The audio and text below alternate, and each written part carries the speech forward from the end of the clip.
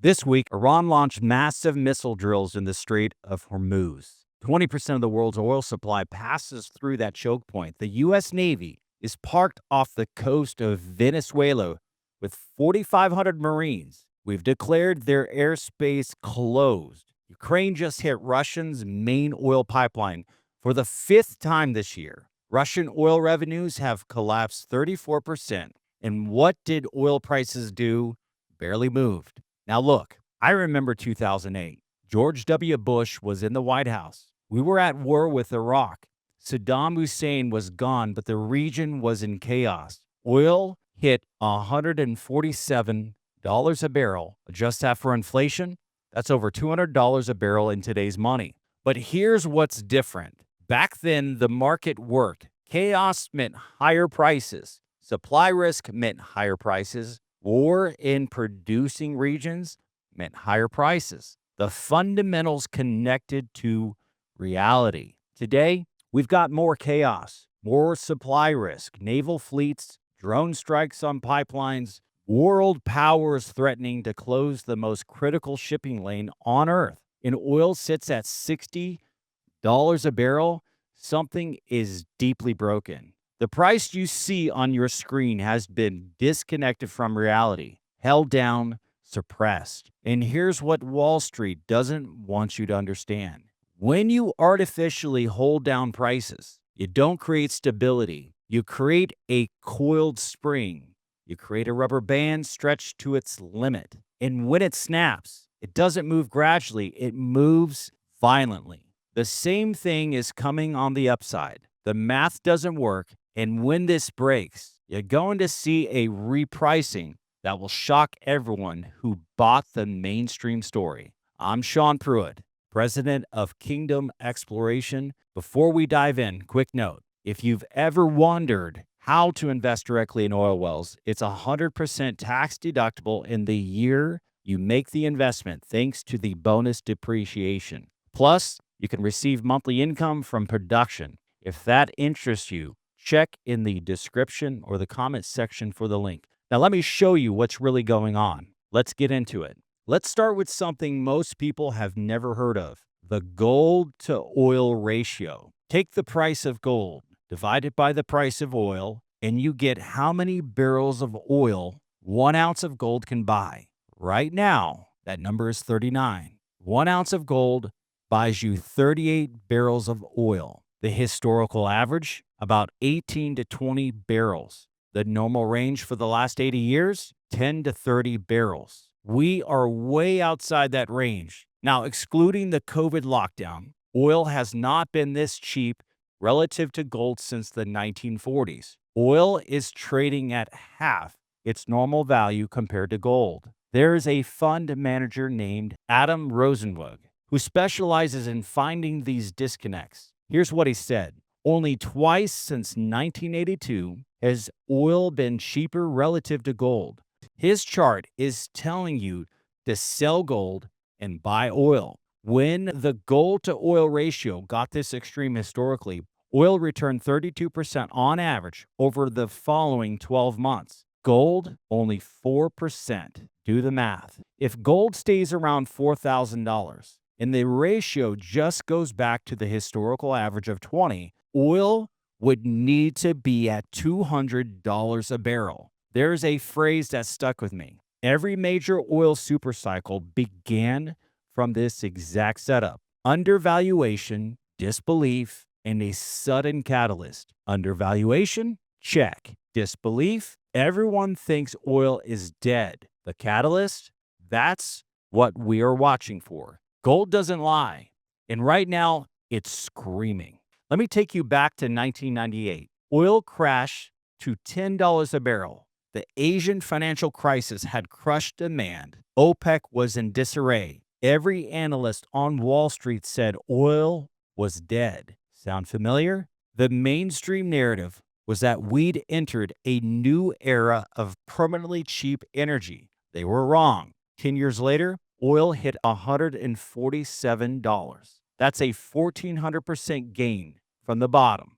Now, here's what most people miss for that $10 price in '98. Adjusted for inflation alone, That's about $20 in today's dollars. But back then, drilling was cheap. Conventional wells, vertical drilling, simple completions. The average break-even cost to produce a barrel was around $10 to $15 per barrel. Today, we're drilling shale, horizontal wells, miles long, massive fracking operations. The break-even cost for a new shale well is $50 to $60 per barrel, 3 to 4 times higher than conventional drilling in '98. So when you adjust for both inflation and the increased cost of production, that $10.98 is equivalent to roughly $65 today.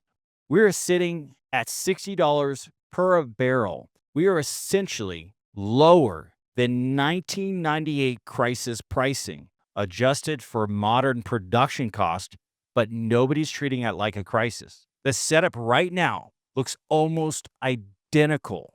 Prices at historic lows relative to gold, universal bearish sentiment, a narrative that says oil is finished. And just like 1998, the fundamentals underneath are tightening while everyone's looking the other way. History doesn't repeat exactly, but it rhymes. And this rhyme is getting loud. 2 days ago, December 3rd, President Trump announced he's rolling back Biden's fuel economy standards. Biden wanted cars averaging 50.4 miles per gallon by 2031. Trump just slashed that to 34.5. That's a 16 mile per gallon difference. Now, here's what the analysts say this means for oil demand. The Rhodium Group ran the numbers. By 2035, rolling back these standards could increase U.S. oil demand by 881,000 barrels per day. Let me put that in perspective. That's more oil consumption than every state in America except California and Texas. That's like adding the entire oil consumption of Florida just from this one policy change. And there's the kicker. The EIA, the government agency that forecasts oil demand, hasn't updated their models. Their forecasts are still based on Biden's policies, still assuming we're transitioning to electric vehicles, still assuming demand is going down. They haven't factored in the 881,000 barrels of additional daily demand. But honestly, does it even matter? These are the same agencies that revised 3 years of demand data and erased what they told us was a surplus. The same agencies with 18% of U.S. production listed as unaccounted for. Their track record speaks for itself. What matters is this. Policy just shifted dramatically towards more oil consumption, and the market hasn't priced it in yet. Here's something that should concern every American. The Strategic Petroleum Reserve, our national emergency oil stockpile, has been drained.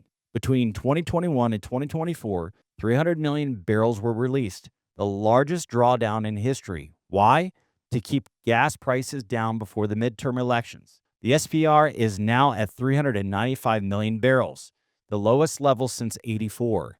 We went from 695 million barrels in 2017 to under 400 million today. That's a 40% decline in our emergency cushion. And at current prices, refilling it would cost over $24 billion. So let me get this straight. We've got Iran running military drills in the Strait of Hormuz, Russia's oil infrastructure under attack, Venezuela on the brink, and our emergency reserve, the backup plan for real crisis, has been drained for political convenience. If something breaks in the Middle East tomorrow, there is no cushion. There's no plan B. That risk is not priced into the market. Let's talk about how oil data actually works. Because once you understand this, you'll never look at these weekly reports the same way. Here's the dirty secret. Nobody actually counts every barrel of oil produced and consumed. It's impossible. The EIA doesn't measure actual consumption. They use something called products supplied, which is just a proxy.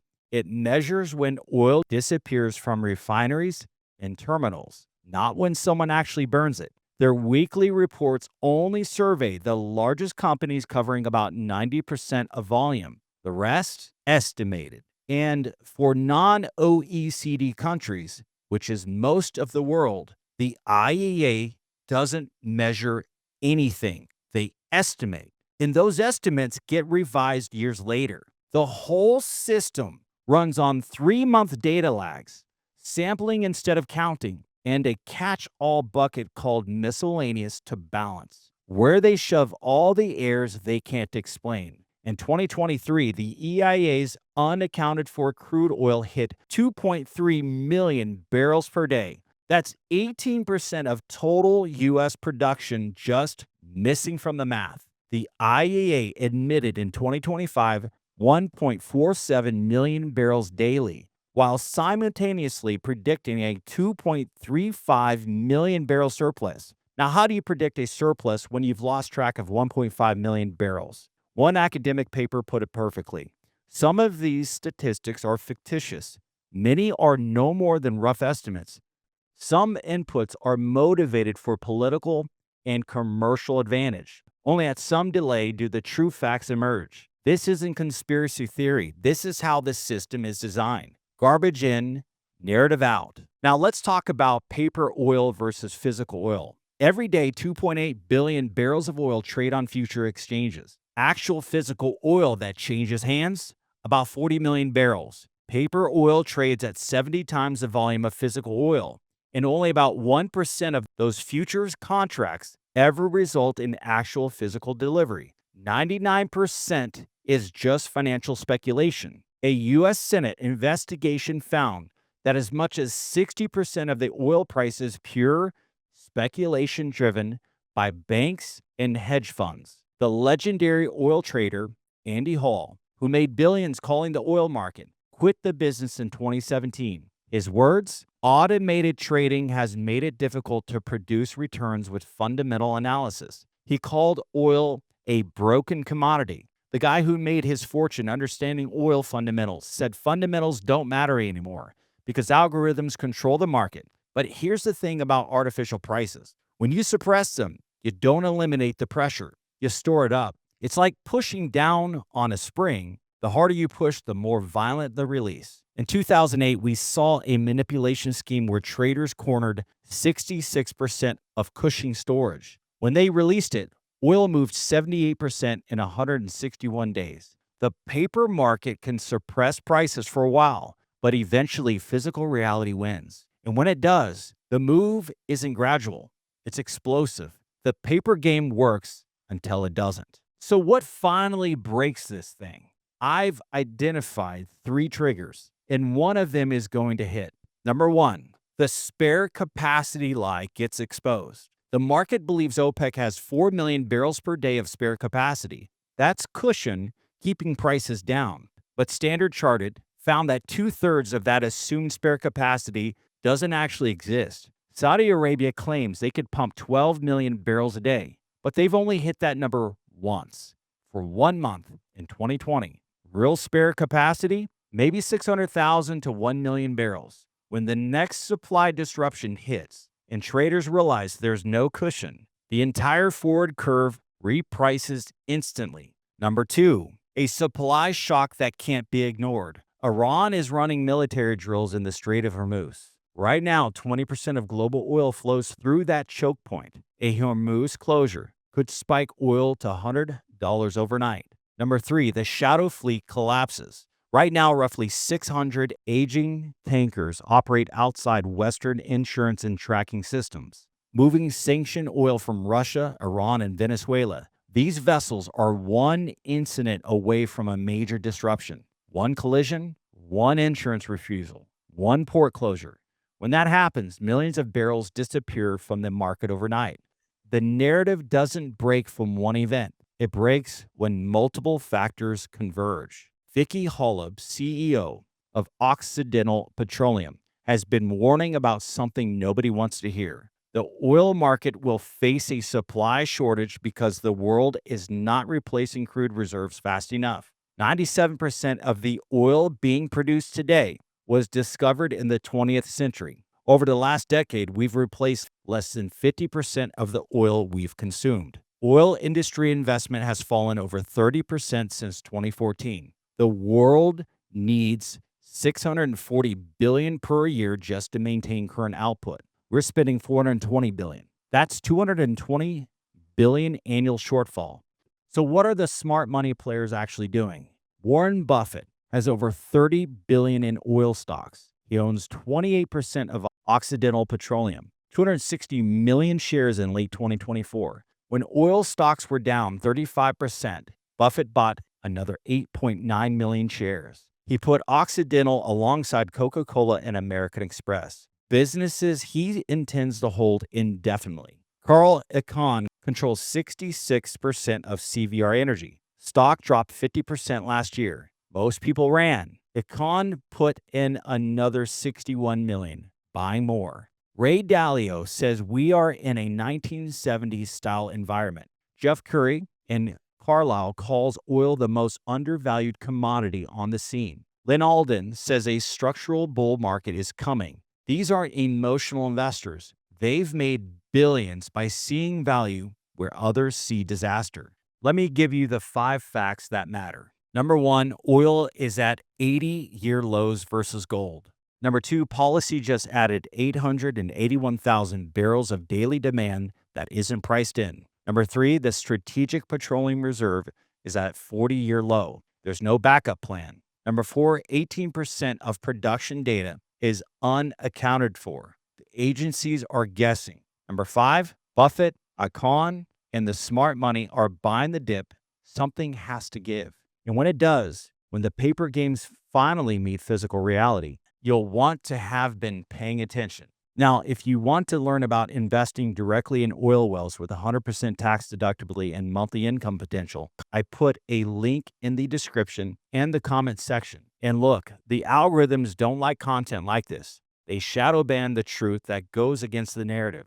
So if this has opened your eyes, hit that like button. Share it with someone who needs to hear this. Drop a comment.